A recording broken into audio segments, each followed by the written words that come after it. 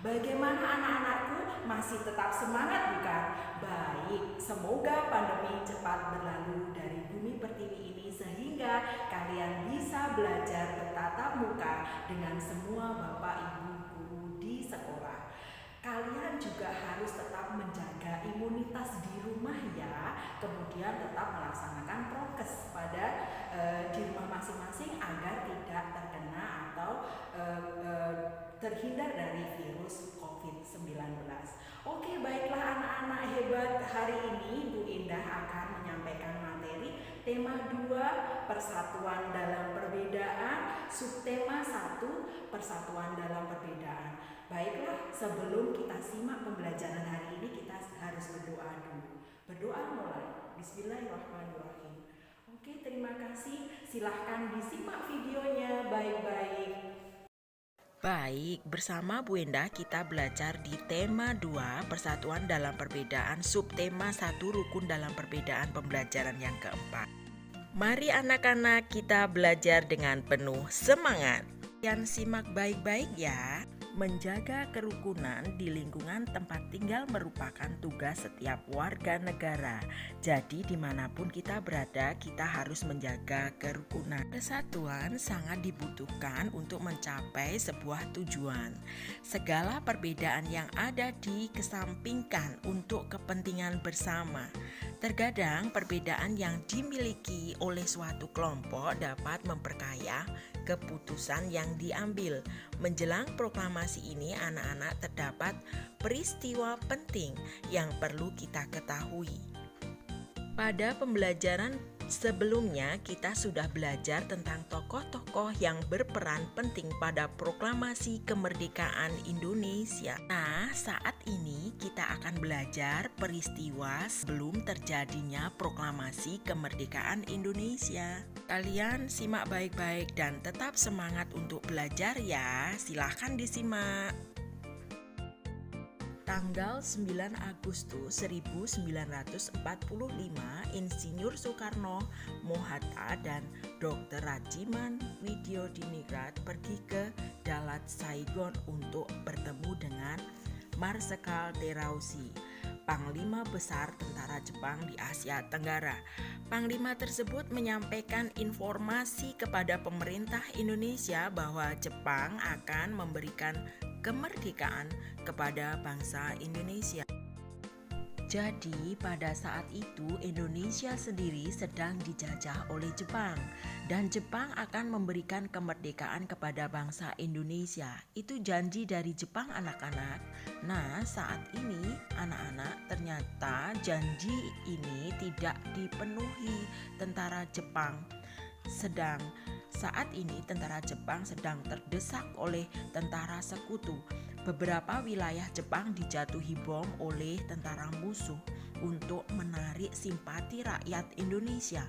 Jepang memutuskan untuk menghadiahkan kemerdekaan Indonesia. Nah, gara-gara ini nih anak-anak, Hiroshima dan Nagasaki dibom. Lalu Indonesia merasa bangkit untuk memperoleh kemerdekaan atau memproklamasikan kemerdekaan Republik Indonesia. Karena bahasa Jepang sedang dalam kondisi yang terdesak pada saat itu. Nah, untuk menarik simpati rakyat Indonesia, Jepang memutuskan untuk menghadiahkan kemerdekaan kepada Indonesia. Ternyata Jepang itu ingin menghadiahkan kemerdekaan karena mereka hanya ingin menarik simpati rakyat Indonesia. Pertemuan antara Panglima Jepang dan pemerintah Indonesia memicu pertentangan di dalam negeri. Terjadilah perbedaan pendapat antara tokoh golongan tua dan golongan muda. Golongan muda tidak ingin kemerdekaan Indonesia diatur oleh Jepang. Mereka menginginkan proses kemerdekaan Indonesia disiapkan oleh bangsa Indonesia tanpa ada campur tangan asing. Nah, Anak-anak, itu tadi peristiwa yang terjadi sebelum proklamasi kemerdekaan Republik Indonesia. Jadi, anak-anak, kemerdekaan kita ini tidak hadiah dari Jepang atau bukan yang dihadiahkan dari Jepang. Tetapi kemerdekaan Indonesia ini adalah benar-benar hasil dari perjuangan bangsa Indonesia.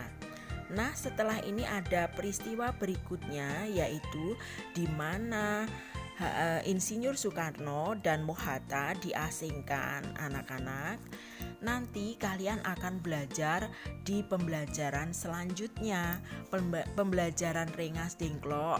Nah, anak-anak, itu tadi peristiwa yang terjadi sebelum kemerdekaan Republik Indonesia. Berdasarkan bacaan tersebut, kalian bisa menulis informasi penting pada peta pikiran berikut.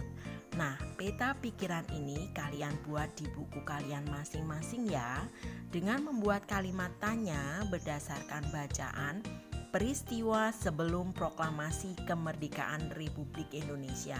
Misalnya, mengapa Jepang ingin menghadiahkan kemerdekaan kepada Indonesia? Nah, jawabannya karena terdesak oleh tentara sekutu yang mengebom Hiroshima dan Nagasaki. Pertanyaan selanjutnya, lalu siapa yang akan memberikan kemerdekaan kepada Indonesia? Jawabannya adalah Jepang. Nah, anak-anak, kalian buat peta pemikiran ini supaya kalian lebih mudah memahami peristiwa yang terjadi sebelum proklamasi kemerdekaan Indonesia. Amati gambar berikut.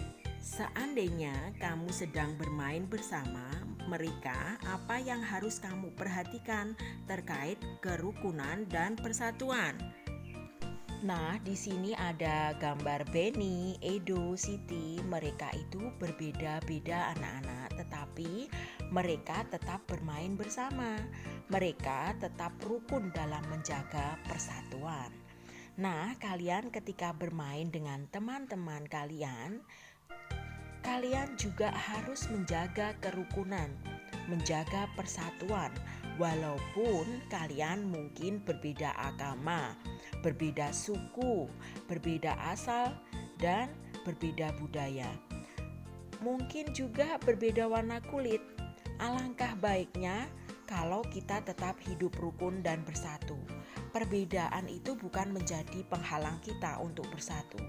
Ya, jadilah perbedaan itu sesuatu yang indah dan sesuatu yang harus kita jaga, yang tetap kita jaga dan harus tetap rukun anak-anak.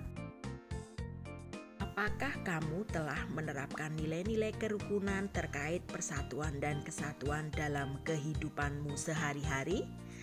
Jelaskan dan beri 3 contoh kegiatan dan perbedaan yang ada. Apa yang pernah kamu lakukan walaupun di situ ada perbedaan? Contohnya nih anak-anak, kerja bakti. Nah, itu kegiatan kerja bakti. Apa perbedaan yang ada dalam kerja bakti itu? Nah, mungkin perbedaan masing-masing orang itu sifat yang berbeda, agama yang berbeda. Mungkin waktu kerja bakti ada yang dilaksanakan pada hari Minggu. Dan kebetulan hari Minggu ada warga di sekitarmu, ada warga yang beragama Kristen atau Katolik yang harus pergi ke gereja. Nah, kamu memberikan kesempatan kepada mereka untuk pergi ke gereja itu. Berarti kalian sudah menerapkan nilai-nilai kerukunan yang terkait dengan persatuan dan kesatuan. Kalian bisa cari contoh kegiatan yang lain ya, dan jelaskan apa perbedaan dalam kegiatan tersebut. Apa manfaat yang kamu peroleh dari nilai-nilai tersebut? Tulislah 3 manfaat yang kamu rasakan anak-anak. Dari nilai-nilai yang tadi, apakah manfaatnya? Nah, manfaatnya anak-anak akan tercipta persatuan dan kesatuan, tumbuh rasa persaudaraan yang erat, ada kekeluargaan di dalamnya. Lalu, ketika kita walaupun berbeda dan saling menghargai, maka di situ kita akan memiliki banyak teman. banyak manfaat yang kita bisa peroleh jika kita hidup rukun. Nah, di sini ada nilai yang terkandung dalam sila Pancasila. Nilai yang terkandung dalam sila ketuhanan yang Maha Esa sebagai berikut. 1. Takwa kepada Tuhan yang Maha Esa. 2. Toleransi dan penghormatan kepada agama atau kepercayaan lain. Ketiga, kerukunan antar umat beragama. Itu tadi. Selanjutnya, nilai-nilai yang terkandung dalam sila kemanusiaan yang adil dan beradab sebagai berikut. 1. Persamaan derajat. 2. Menghargai hak asasi manusia. 3. Solidaritas antar sesama manusia. Dan yang keempat, perdamaian. Kemudian dalam sila persatuan yang berbunyi Persatuan Indonesia terdapat beberapa nilai yang terkandung dalam kehidupan sehari-hari, yaitu 1. Menggunakan bahasa persatuan Indonesia antar daerah. Selanjutnya disimak isi nilai dari persatuan. Yang kedua, memperjuangkan nama harum bangsa Indonesia. Yang ketiga, cinta kepada tanah air Indonesia. Yang keempat, mengutamakan persatuan dan kesatuan daripada kepentingan pribadi. Yang kelima, berjiwa patriotisme dimanapun berada. Kita harus berjiwa patriotisme anak-anak ya. Sila keempat yang berbunyi kerakyatan yang dipimpin oleh hikmat kebijaksanaan dalam permusyawaratan perwakilan memiliki nilai-nilai di antaranya adalah 1. Pemimpin bangsa Indonesia haruslah bijaksana. Yang kedua, kekeluargaan harus diutamakan. Yang ketiga, kedaulatan bangsa ada di tangan rakyat. 4. Kebijaksanaan dalam mengambil solusi. Yang kelima, keputusan yang diambil harus berdasarkan musyawarah sampai mencapai kesepakatan bersama. 6. Tidak memaksakan kehendak kepada orang lain. Jadi kita tidak boleh memaksakan kehendak kepada orang lain. Kemudian selanjutnya sila terakhir Pancasila yang berbunyi keadilan sosial bagi seluruh rakyat Indonesia memiliki nilai-nilai sebagai berikut. 1. Perilaku yang adil harus diterapkan baik di bidang ekonomi, sosial, dan politik. Yang kedua, hak dan kewajiban setiap orang harus dihormati. Yang ketiga, perwujudan keadilan sosial bagi bangsa Indonesia. Yang keempat, tujuan rakyat Indonesia yang adil dan makmur. Yang kelima, mendukung kemajuan dan pembangunan negara Indonesia. Terima kasih telah menyimak video pembelajaran hari ini. Jangan lupa dikerjakan tugas-tugasnya di rumah dan semoga kalian dalam lindungan Allah Subhanahu wa taala tetap semangat, stay healthy. Wassalamualaikum